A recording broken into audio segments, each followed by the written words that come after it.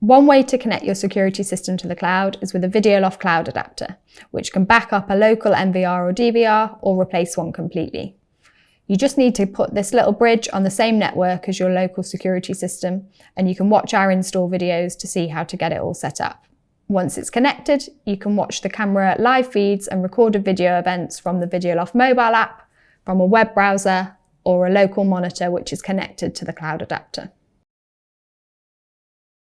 So when you first log in to Videoloft on a web browser, you see all of your cameras and you see their live feeds.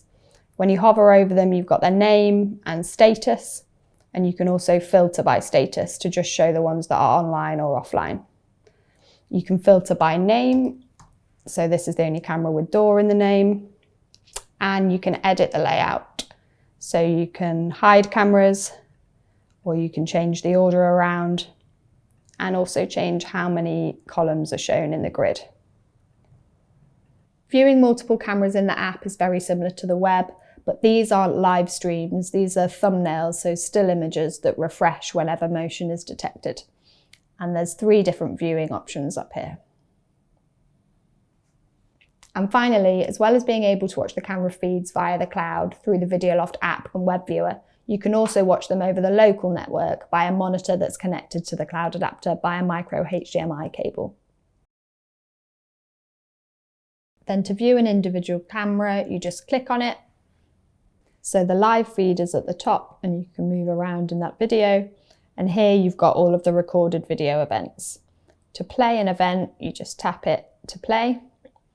You can download it to your camera roll, or you can share it via email, text, WhatsApp. Each event has a duration and a motion score. The higher the number, the bigger the motion. And as well as scrolling through events on the timeline, you can filter them by date and by object detected. So here I can click on person to see the events that have only got people in them. You can also change the camera name up here by clicking the pencil icon.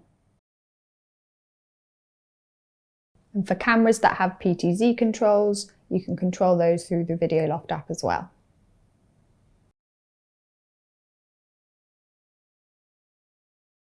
For cameras that support two-way audio, you can also talk through the app.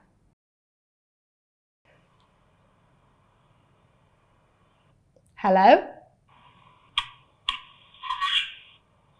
And it's exactly the same in the web. So you click on the individual camera to view it. You can take the live feed full screen and then search back through the recorded events. To play them, just click them. You can download and delete. And you can select multiple at once to download in bulk or delete in bulk.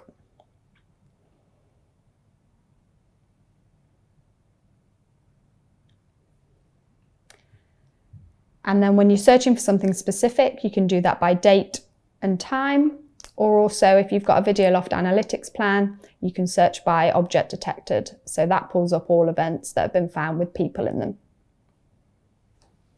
So that shows all the events with people in from that specific camera. But an extra thing you can do in the web is search for events across all of your cameras in one go. To do that, just click on the Events tab.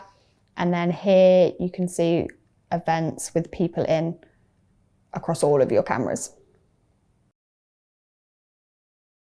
There's loads of things you can control remotely in the camera settings, so I'll just talk about a few of the key ones.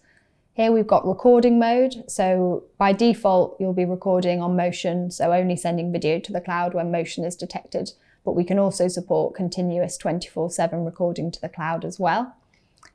Video quality depends on the resolution of your camera, so we can take video to the cloud at standard definition, 2, 4 or 8 megapixels. Then here we've got whether sound's being recorded if the camera has an inbuilt microphone, whether two-way audio is enabled if it's got an inbuilt speaker, PTZ controls, and here we get onto the motion detection. So you've got a sensitivity threshold. If you move it down to 1, it'll trigger on really small motion events, and moving it all the way up to 10, it will only trigger on big motion events. Then we've got detection zones, and you can mask out certain areas of the screen by drawing over them if you don't want that area to trigger motion. You can receive motion alerts by push notification, email notification, or both. And you can set the trigger for those alerts to be general motion, so whenever motion is detected by the camera, you receive those alerts, or analytics if you've got an analytics plan. So for this one, you can see I've got it set to analytics, and my analytics alert rule for this camera is that I only want to receive alerts when people are detected in the video. And you can also set schedules for these alerts, so you might only want to receive the notifications outside of business hours or at the weekend or only during the night.